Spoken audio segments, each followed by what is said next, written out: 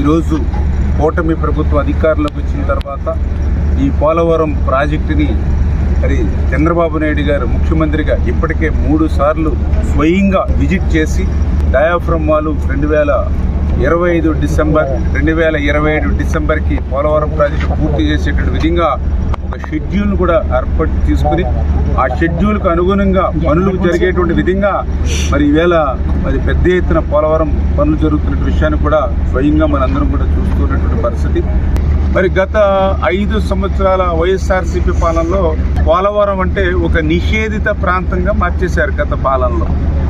మళ్ళీ ఇంత పగలు రాత్రి అనేటువంటి తేడా లేకుండా డే అండ్ నైట్ షెడ్యూల్స్ ప్రకారం ఇట్లా వర్కులు జరుగుతున్న పరిస్థితి ఈరోజు మళ్ళీ మీరు చూస్తూ ఉన్నారు.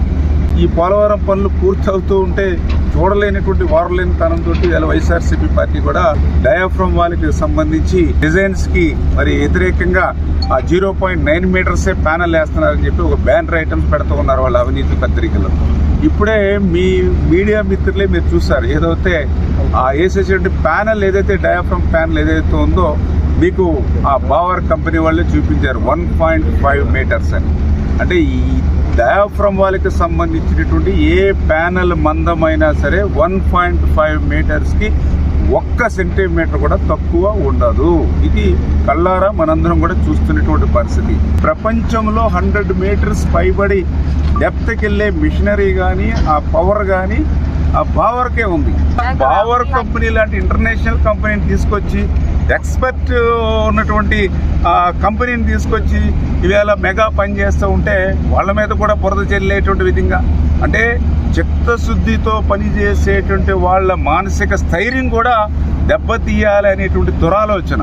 అంటే ఒక్కటే జగన్మోహన్ రెడ్డి గారు కానీ వాళ్ళ వైసీపీ నాయకులకు కానీ వాళ్ళ హయాంలో చాలా క్లియర్గా చెప్పారు, పోలవరం ప్రాజెక్టు ఎవ్వరికీ అర్థం కాదు, ఎందుకంటే నాకే అర్థం కాలేదు కాబట్టి పోలవరం ఎప్పుడు పూర్తవుతుందో చెప్పలేమని ఆ రోజు స్వయంగా మరి ఇరిగేషన్ శాఖ మంత్రి చెప్పినటువంటి పరిస్థితి. ఆ రోజు స్వయంగా ఆ రోజు ఉన్నటువంటి ముఖ్యమంత్రి మా అసెంబ్లీ సాక్షిగా చెప్పాడు. 2020 జూన్ అన్నాడు, 2020 డిసెంబర్ అన్నాడు, 2021 జూన్ అన్నాడు. ఆఖరికి పోలవరం ప్రాజెక్టు సాధ్యం కాదని అసెంబ్లీలో చెప్పాడు నాటి ముఖ్యమంత్రి. అంటే ఈరోజు అటువంటి సాధ్యం కాదు, ఇంకా భవిష్యత్తులో పోలవరం ప్రశ్నార్థకం అన్నటువంటి ప్రాజెక్టుని ఈవేళ చంద్రబాబు నాయుడు గారు ఈవేళ నరేంద్ర మోడీ గారి సహకారంతో ఇంత పెద్ద ఎత్తున పనులు చేస్తూ 2027 లక్ష్యానికి ఏదైతే పూర్తి చేయాలనేటువంటి సంకల్పంతో పనిచేస్తున్నారో అది నెరవేరుతుంది అనేటువంటి మరి భావనతోటి ఈరోజు ఈ వైఎస్ఆర్సీపీ ఇటువంటి అబద్ధాలు అసత్యాలు ఈవేళ పోలవరంలో చూపించినటువంటి పరిస్థితి.